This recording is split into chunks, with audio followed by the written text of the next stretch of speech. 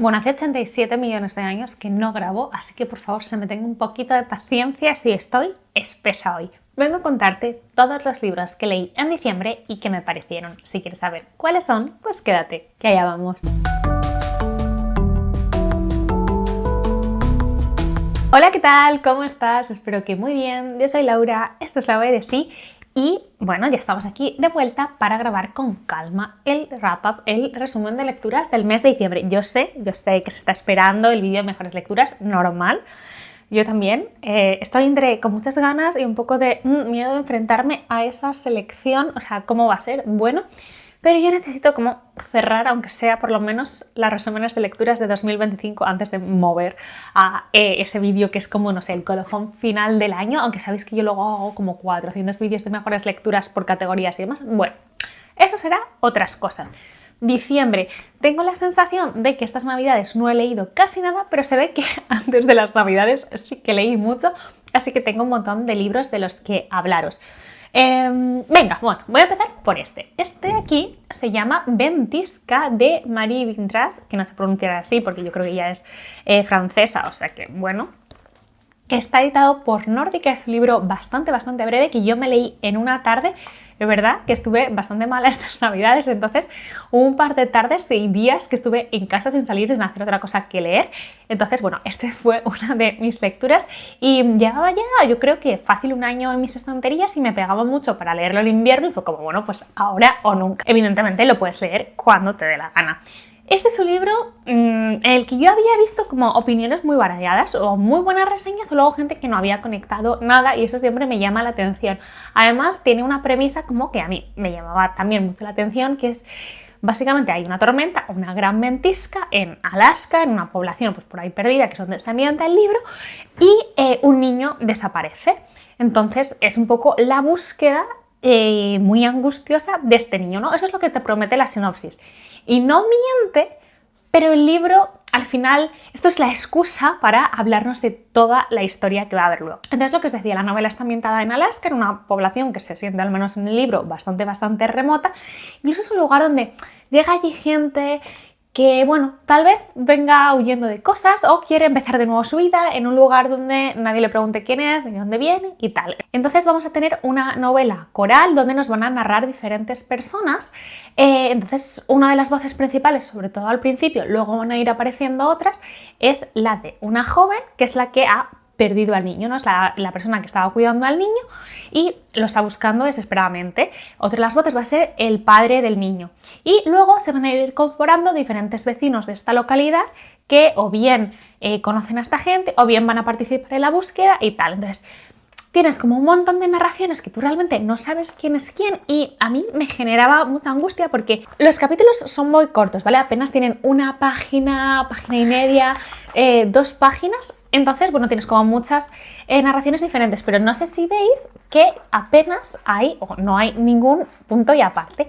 Y esto es algo que cuando yo leo siempre me parece como muy frenético, no sé por qué me pasó con Temporada de Huracanes de Fernanda Melchor, no, eso que nunca acaba y que todo es como así, es como, Dios mío, casi como que me ahoga la propia novela, pero te da esos pequeños respiros que son los cambios de narración. ¿Qué pasa? Que llega un momento que otra vez vuelves a no respirar, porque todas las historias son bastante oscuras y vamos a ir conociendo a las diferentes personas que nos están narrando y que viven en este pueblo y cómo de esta forma pues la autora va a hacer pues un retrato de una sociedad, de lo que puede pasar dentro de la tormenta, ¿no? Entonces, además, creo que funciona muy bien como esta idea de la ventisca que no te permite ver casi 2 pasos más allá para como lector sentirte un poco ahí dentro, en el sentido de que sientes como que mucha gente te está hablando a tu alrededor, pero realmente no terminas de ubicar a ninguno de ellos, no le ves con claridad, ¿no? A través de la tormenta, hasta que esta se va a disipar y bueno, pues toda la novela pues va a cerrarse y todo va a tener un sentido.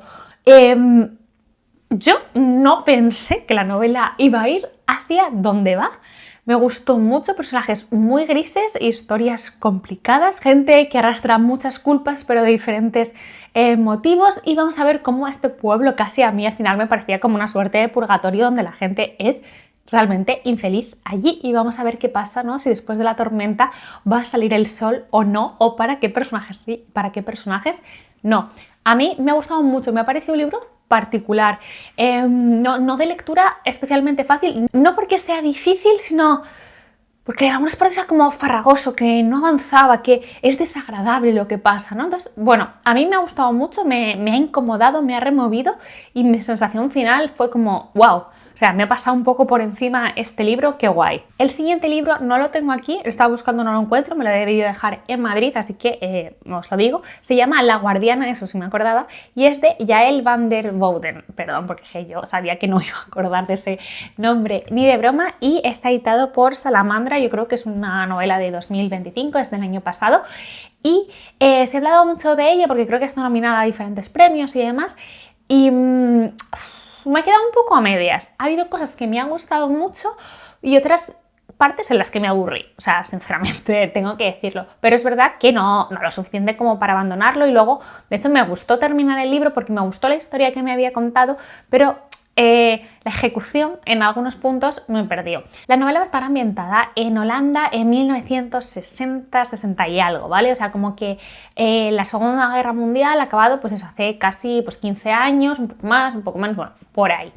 Y vamos a tener bueno, la historia de una familia donde se nos va a hablar principalmente de la hermana, que es Isobel. Son varios hermanos que sus padres pues ya no están, y pues un hermano pues es así un mujeriego que va de aquí para allá, el otro bueno pues tiene su vida, y la hermana es la que vive como muy atada a la casa familiar. De hecho, no trabaja y como que los hermanos la dejan vivir ahí. Tampoco se nos cuenta demasiado contexto, ¿no? Al principio sí que ella tiene a veces algunos comportamientos un poco extraños, socialmente es un poco retraída. De hecho, cuando alguno de sus hermanos le presenta a sus parejas, siempre se pone muy a la defensiva, le cae mal mucha gente.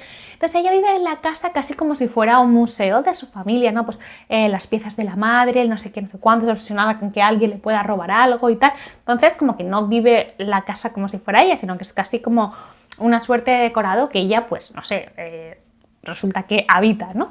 Pero bueno, van a pasar una serie de sucesos y uno de sus hermanos le va a decir que deje a su novia, bueno, que se quede su novia en su casa unas semanas porque él se va a ir de viaje y así no está sola y tal. ¿Y qué pasa? Que, bueno, cuando esta chica se instala aquí, empieza a ver con unas tensión extraña entre ellas, porque Isabel está súper a la defensiva y la otra, sin embargo, bueno, pues como que parece hablar con todo el mundo, le gusta la casa, hace preguntas y Isabel piensa que le va a robar. Bueno, un poco este sentimiento. Pero bueno, el hermano tiene que volver, voy a deciros, en, no sé, 5 días, y no vuelve, y no vuelve, y no vuelve, y estas dos personas van a pasar pues bastante tiempo juntas y van a ir pasando cosas. Hay una serie de relaciones personales y el propio arco de Isabel, ¿no? Cuando entra en contacto con esta chica, cómo va cambiando, cómo va descubriendo partes de sí que nunca había explorado hasta ese momento. Es interesante, pero sobre todo para mí lo brutal del libro, bueno, es una serie de sorpresas que te va dando, porque al final te va a hablar mucho de historia y de cosas que a lo mejor sentimos muy lejanas, como en realidad la historia no está tan lejos del presente. Y a mí me pareció todo como, sobre todo la casa de ellos y lo que de esta chica y de sus hermanos y todo lo que representa dentro, como una gran metáfora de un poco cómo nos relacionamos con la historia y sobre todo con la historia reciente, como tenemos una idea y no queremos que eso cambie porque eso puede llegar a ser incómodo, porque puede llegar a hacer que nuestra posición privilegiada pues se tambalee, que nuestros valores pues, que se nos ponga delante de los ojos, que en ciertas verdades en las que hemos asentado pues, nuestros valores, nuestra vida y nuestra forma de estar en el mundo, a lo mejor son mentira, igual no todo encaja. Entonces es como que es una novela que va de una cosa, pero en el fondo te está hablando de otra. Y cuando se van desvelando las cosas y te vas viendo realmente la full picture, ¿no? Cuando estás viendo toda la imagen, ¿no? de lo que la novela te presenta, te das cuenta como también la autora lo que está haciendo nos está hablando de una serie de realidades que se vieron, que pone este contexto en Holanda, como podría haber sido en muchos otros sitios, y como que es una historia que yo no sé si o no se ha contado tanto, yo al menos pues no había caído, no sé, en mi radar una novela que tratara estos temas o una película o lo que sea. Entonces como que me ha gustado bastante como que tiene un punto de romance, por supuesto, también tiene un punto de misterio y hay un momento, sobre todo creo que la novela tenía 3 partes, pues en la primera parte me recordaba más a un thriller psicológico, pero en realidad es una novela pues luego bastante más lenta y que va de unas cosas que tú no pensabas que iba. Es un poco difícil hablar de esta novela sin destriparosla, así que aquí lo voy a dejar. Me pareció intrigante, pero es verdad que en la segunda parte decayó un poco para mí, pero luego cierra todo bien, entonces, bueno, os lo dejo ahí. Es cortita, la verdad, así que la podéis leer rápidamente si es que os llama la atención, no tenéis que estar ahí 7 meses leyéndola, así que, bueno, ahí lo dejo. Luego, en el club de lectura de Loras leímos Noches Blancas de Dostoyevsky yo lo leí en esta edición de Nórdica, cada cual lo leyó en una edición, que es súper bonita, es así entelada, tiene unas ilustraciones, tiene también cantos pintados, pero sobre todo tiene unas ilustraciones muy, muy bonitas, me gustó un montón. Esta es una novela muy cortita de 1848, y yo creo que es lo primero que leo de Dostoyevsky. Igual me equivoco y he leído otra cosa, pero ahora mismo no me venía a la cabeza y seguro que sus grandes obras todavía no las he leído. Tengo un par en el armario, pero bueno, como que estrenarse con una historia corta siempre es más fácil cuando un autor te da respeto. Me ha gustado mucho, no era lo que esperaba, pero luego varias compañeras de la lectura nos contaron que, claro, que no es lo que esperamos porque el Dostoyevsky de Crimen y Castigo, de los hermanos Karamazov, de Memorias del subsuelo, vamos a encontrar otra cosa, ¿no? Que a lo mejor encaja un poco más con lo que estábamos buscando. Esta novela se lee súper fácil, creo que son 4 noches y una mañana en lo que se desarrolla esta historia que, bueno, básicamente está ambientada en un periodo corto, como os digo, en San Petersburgo, un verano, aquellas noches blancas, esas noches donde no se pone nunca del todo el sol, ¿no? Siempre hay un poquito de claridad y vamos a tener a un protagonista que es un joven bastante solitario, bueno, eso se va a ahondar en el texto, que está, bueno, pues paseando por una zona de canales y va a ver, podríamos decir, a una dama en apuros, entre comillas, y pues va a entablar, ¿no? Después de un encuentro casual, contacto con una chica, van a empezar a hablar y ella, bueno, digamos que esa primera noche lo único que le dice es, bueno, casi hola, ¿quién eres? Y tal, y oye, no te enamores de mí. Es lo único que ella le pide. Bueno, van a ir pasando cosas y van a ir quedando noche tras noche en ese mismo canal y se van a ir conociendo más el uno al otro, y según van pasando más tiempo juntos, sus conversaciones se vuelven más y más profundas, no en plan cosas filosóficas, que también un poco, sino que bueno, que se van conociendo más el uno al otro, conociendo de verdad, no diciendo qué tal, bien, yo también, no. O sea, van hablando de sus preocupaciones, de sus vidas, de cómo son ellos, y de hecho hay una parte, creo que es la segunda noche, donde él cuenta un rollo que yo tuve que leer con mucha atención. Luego, como cuando ya entras, ¿no?, en su flujo, de repente es como genial ver todas las imágenes que te está contando y cómo para hablar de sí mismo tiene que inventarse casi un alter ego, ¿no? Él es el soñador, que va a ser muy importante, ¿no?, esta característica personal suya para ver luego el desarrollo de la historia. Y tampoco os quiero adelantar más porque es una historia muy corta,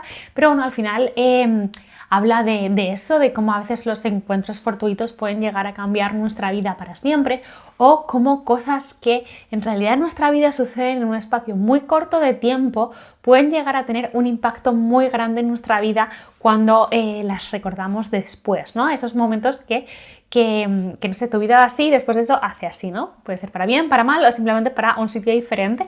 Entonces, como que siento que estas noches blancas para nuestros personajes son un punto de inflexión en sus vidas. Aprovechando que era la época navideña, también en Loras Lecturas leímos cosas pequeñas como estas de Claire Keegan, que está editado por Eterna Cadencia, que este es un cuentecito que yo me leí hace varios años y me gustó mucho, y de hecho ahora han hecho una adaptación al cine que está en Filmin, así que si queréis verla pues está ahí, que a mí me gusta mucho. En realidad puede ser un cuentecito de Navidad porque sucede en esa época y está ambientada en 1985 en un pequeño pueblo irlandés. Y vamos a tener a un protagonista que se llama Bill, que es un señor, básicamente un señor encantador, un señor normal, trabajador, que bueno, sus hijas van creciendo, con su mujer a veces parece como que no se entienden ya del todo bien, están pasando una época Bueno, pues un poco así. Y él es como muy bueno, la verdad, y ayuda a la gente. Y incluso, bueno, él trabaja con el tema del carbón, creo que era el carbón, y a veces, bueno, pues es un momento de crisis donde la gente no tiene demasiado dinero, pues les deja fiar porque tal, y Pascua y su mujer todo el rato. Pero es que entonces, ¿cómo vamos a conseguir las cosas? Bueno, como que digo, lo que digo, es un momento de desencuentro. Y hay una especie de convento, ¿no? O de monasterio cerca del pueblo, donde, bueno, todo el mundo sabe que están pasando ciertas cosas, pero al parecer el pobre Bill es el único que no. Y él va a entrar en contacto con lo que está pasando allí y de ahí pues va a surgir todo. Esta novela es una novela que en el fondo sobre todo es una novela de crítica, de denuncia y de puesta en conocimiento del público, que no teníamos ni idea de todo esto que no os voy a decir, de que bueno, esto pasó hasta hace no tanto. Está en la Luna de Irlanda, pero bueno, casos muy similares también pasaron en España. Es un cuento navideño, pero es fuerte, ¿eh? O sea, que si buscas algo súper cozy, no es aquí, se puede leer, por supuesto, en cualquier momento del año, pero es verdad que yo lo leí en las fechas navideñas. Me ha vuelto a gustar mucho, ya lo leí en su día y me encantó, y ahora otra vez.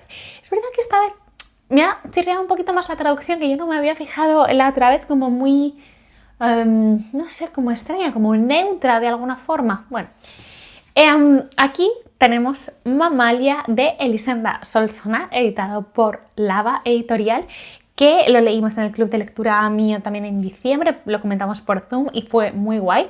Esta es una novela de corte distópico. Por un lado tenemos una especie de centro barra institución barra hospital barra laboratorio, ¿vale? Que es donde empieza el libro, donde hay una mujer que está saliendo como de ese edificio, como una zona como parece de naturaleza agreste, y ella acaba de dar a luz. Y es un capítulo súper visceral, súper animal, donde tú sientes pues el pecho que te duele, el no sé, o sea, esa señora está traspasándote a ti mientras lo lees lo que ella está sintiendo en su posparto.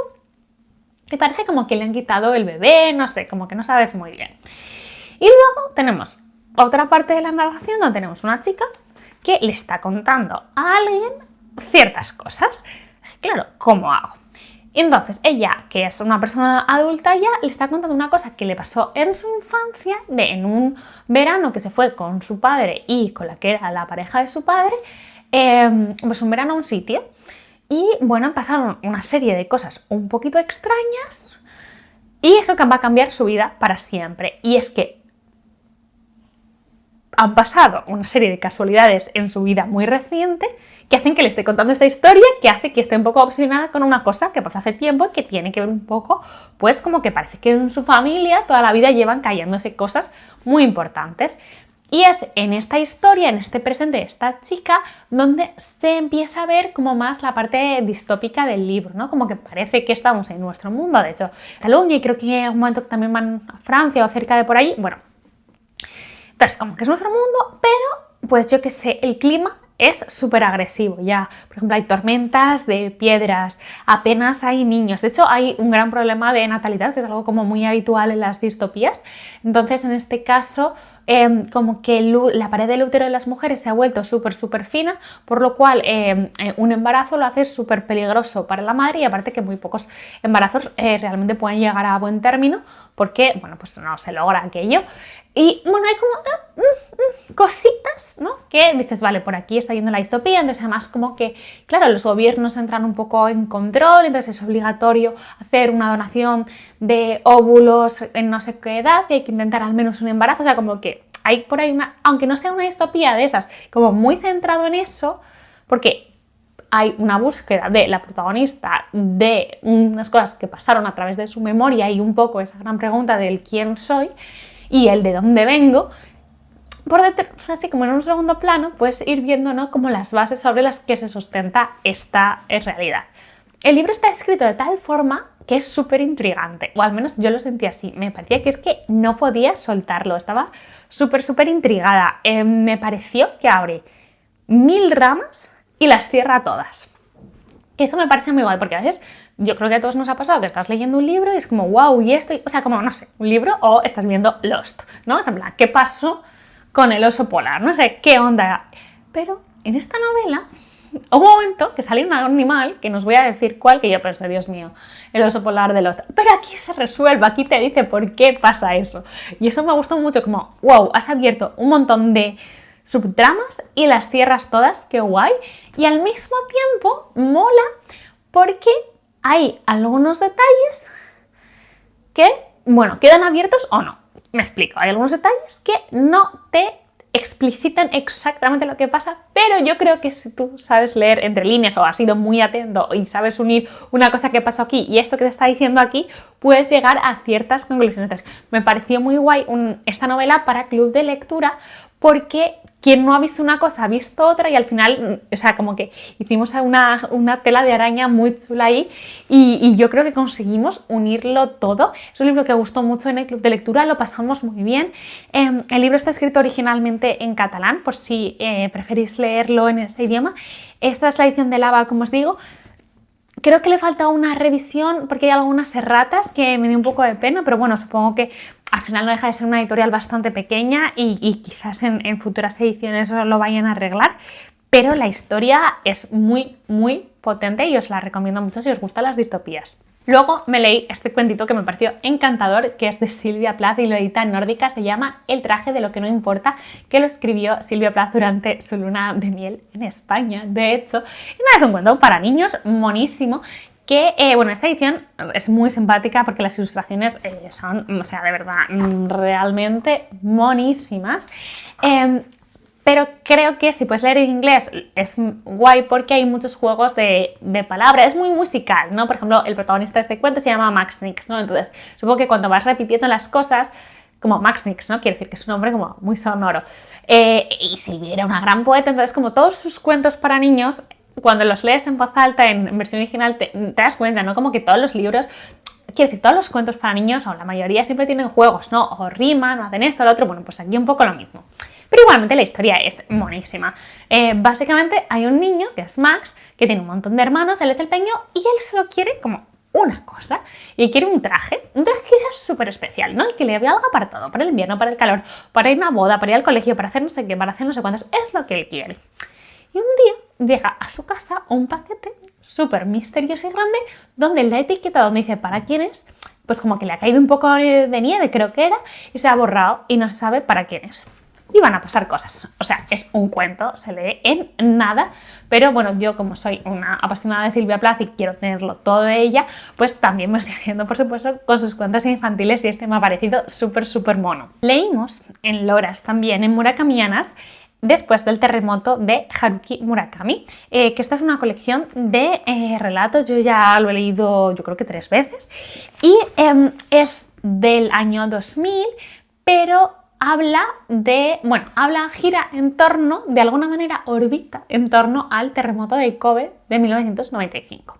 Entonces, yo cuando fui a leer este libro la primera vez pensé que iban a ser relatos sobre el terremoto, ¿no? Como, bueno, pues gente que vivía allí o posibles historias, no sé qué.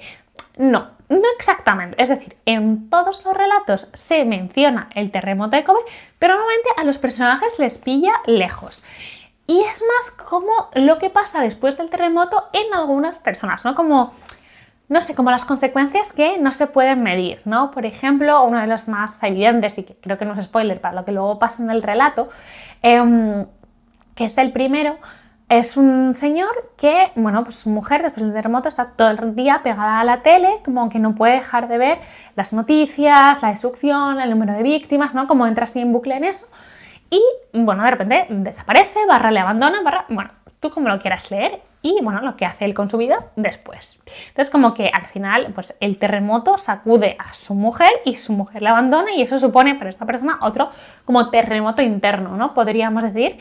Entonces, van por ahí, entonces va tocando diferentes temas, diferentes cosas, hay relatos pues un poquito más locos y extraños, hay algunos que se mueven, este primero, por ejemplo, es algo como de los extraterrestres, que me gusta mucho este relato, me hace mucha risa cada vez que lo leo. Un ovni aterriza en Kushiro. Bueno, pues son un poquito más locos y tienen casi un punto de thriller psicológico, para mí hay un momento cuando ese señor aterriza en Kushiro, que está en Hokkaido, en la isla del norte de Japón, para mí todo empieza a ser rarísimo. Bueno, pero luego hay otros relatos, por ejemplo, creo que era el último, que hay un personaje que es escritor, que bueno, pues pensar que sí, cada vez sea un trasunto de Murakami, y este relato que se llama La torta de miel, en realidad comparte personajes con otro relato que está en, creo que era en Hombres y Mujeres, o bueno, no sé, en otro de los libros de Murakami, vaya.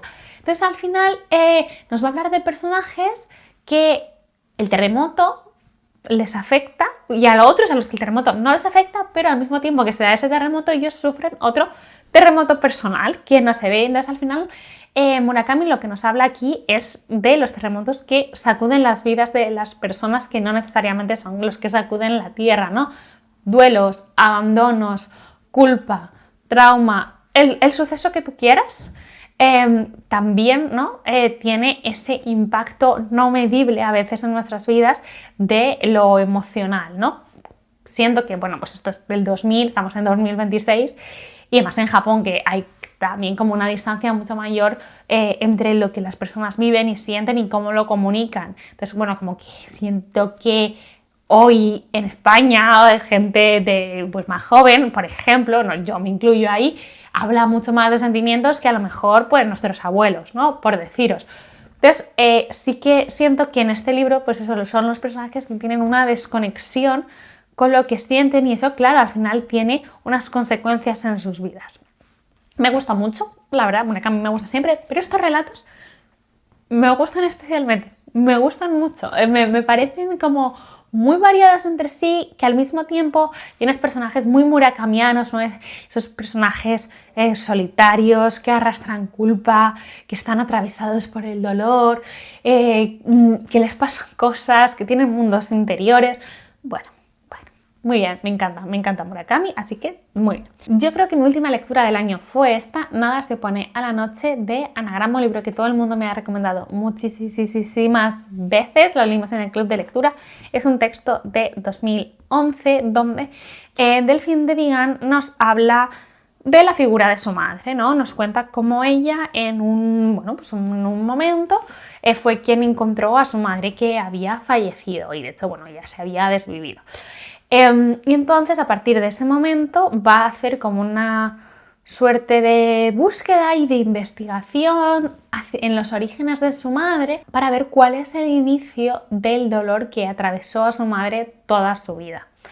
Los capítulos, o sea, podríamos decir que hay como varias partes en el libro. Para mí podríamos decir, no sé si tiene parte 1 y parte 2, pero bueno, hay una primera parte donde la mayoría de la narración son recuerdos que le ha contado pues familiares, amigos, personas que conocieron a su madre, y está centrada en su infancia y en sus primeros años. Y hay una segunda parte donde los recuerdos, las memorias y las impresiones ya son las de Delphine de Vigan, porque es cuando ella empieza a tener recuerdos como niña de su madre, como madre. Todo el libro, eso sí, están intercalando como estas recuerdos de esta reconstrucción de la madre de la autora, que se llamaba Lucille, con capítulos donde se habla del proceso de creación de este libro. Entonces, la verdad que a mí me gustó mucho y me pareció que era muy dinámico y me encantaba, porque claro, la autora también te explica en esos capítulos todo el rato como lo que quiere conseguir, los límites a los que se va encontrando, ¿no? Hasta qué punto tengo derecho de hacer esto, de publicar esto, de hablar así de mi familia, de mis tíos, de mis abuelos, de hablar del dolor ajeno, hasta qué punto estoy, no lo sé, sin quererlo a lo mejor frivolizando. ¿Arregla algo? ¿Cambia algo que yo haga todo esto? No, pero al final yo creo que uno de los mensajes que te das cuenta, ¿no? O una de las conclusiones a las que llegas cuando estás leyendo el libro es que, si bien parte como una búsqueda de la autora para reconstruir un poco la figura de su madre, en realidad es un camino de ella haciendo paz con ciertas cosas, entendiéndose, ¿no? Como que muchas veces yo cuando estaba leyendo este libro lo sentía como, Dios mío, ha tenido que ser un parto terrorífico, ha tenido que ser horrible para la autora escribir esto, y al mismo tiempo también una suerte de terapia, ¿no? Llega un punto que es como drenar el sacar esto, no te puedes quedar con todo esto dentro, ¿no?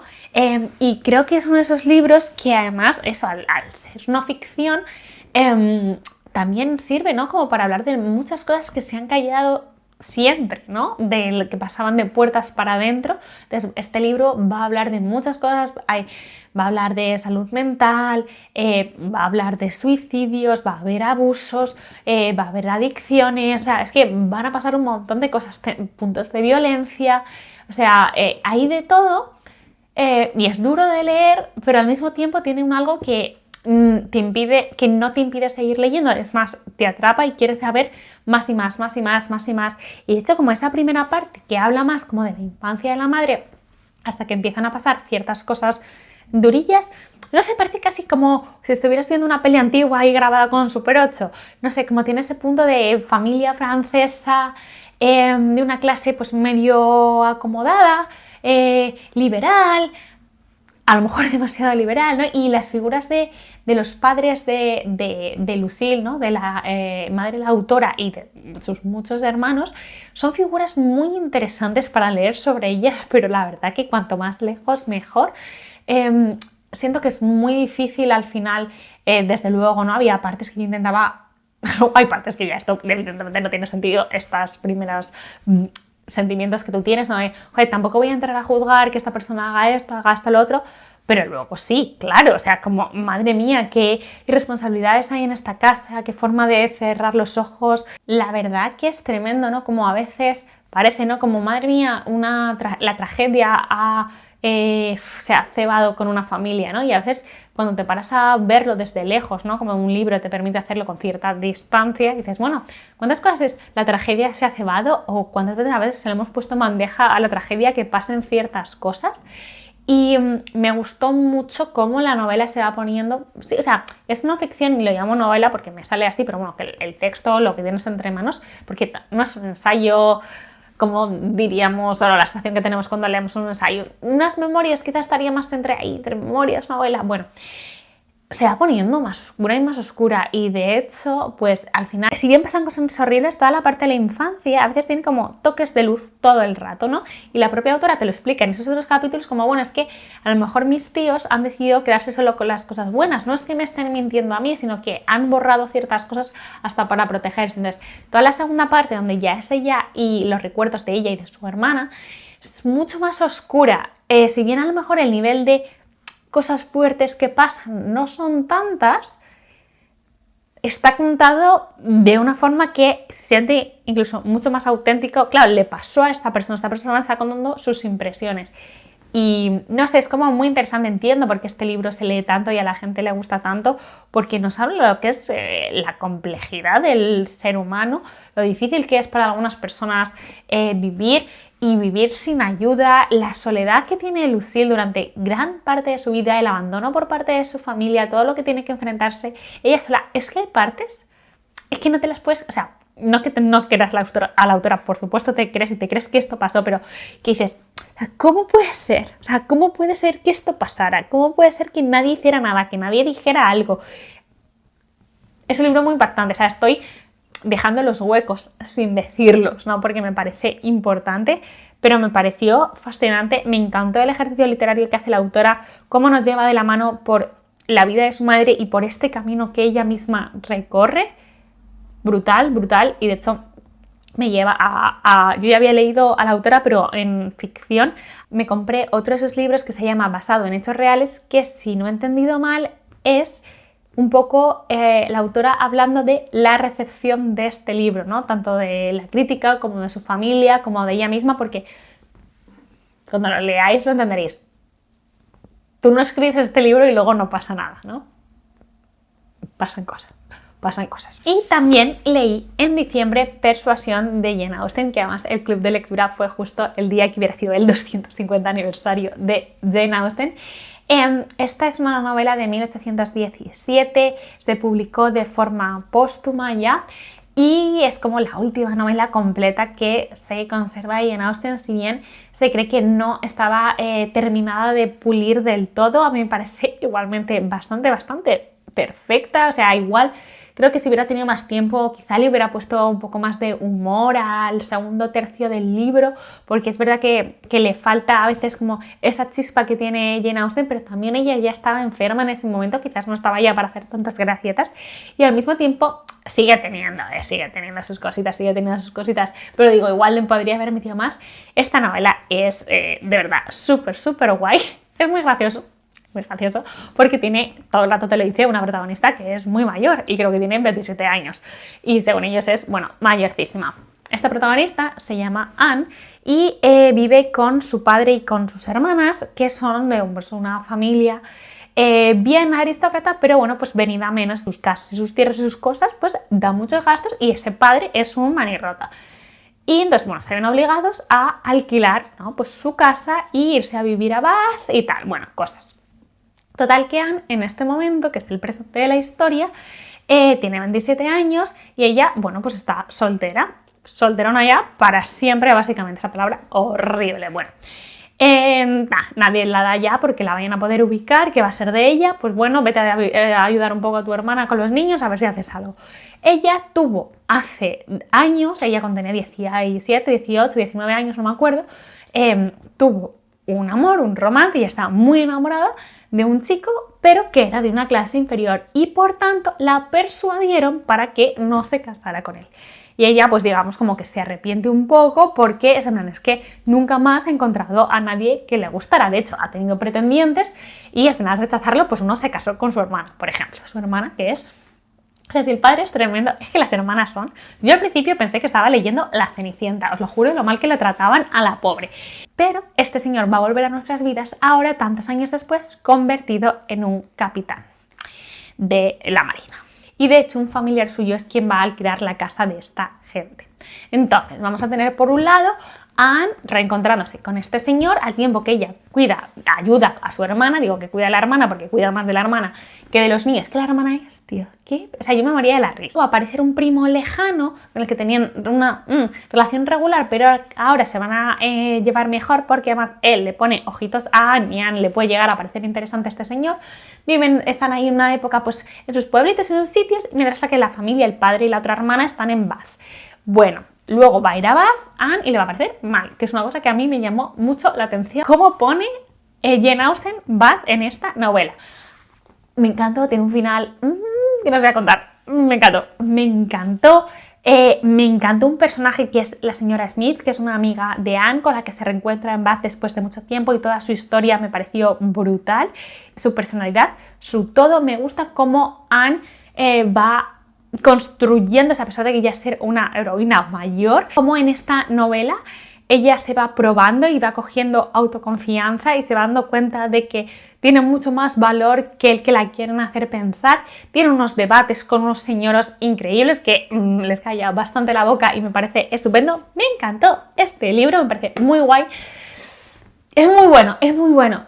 Tengo que ver La Pátina del Tiempo para ver si se convierte en mi favorito o no de Jane Austen. Es que a mí me gusta mucho Emma, porque me hace reír mucho. Y con este libro me he reído, esa es la verdad.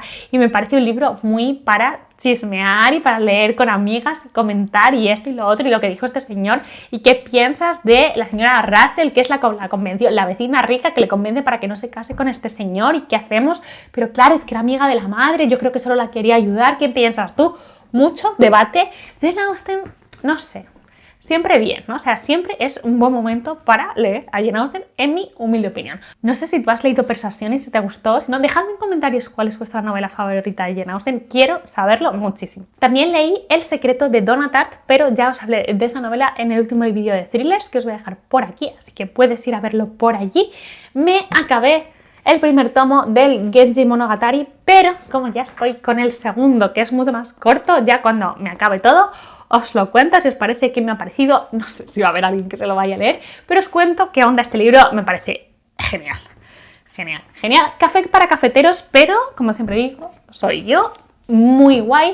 He leído novelas gráficas, pero bueno, creo que eso voy a hablaros pronto en otro vídeo, así que cuéntame si te apetece cuál fue tu mejor lectura del mes de diciembre. Me apetece mucho saber con qué cerraste el año y si te apetece contarme un libro que sí o sí vayas a leer en 2026, déjamelo en comentarios que lo quiero saber todo.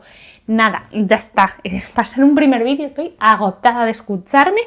Espero que te haya gustado este vídeo, que haya sacado alguna recomendación que te haya llamado la atención para sumarlo a tus listas de lecturas. Charlamos en comentarios de lo que tú quieras, os leo siempre por allí. Millones de gracias por ver este vídeo hasta el final y espero de verdad que te haya gustado. ¡Hasta luego!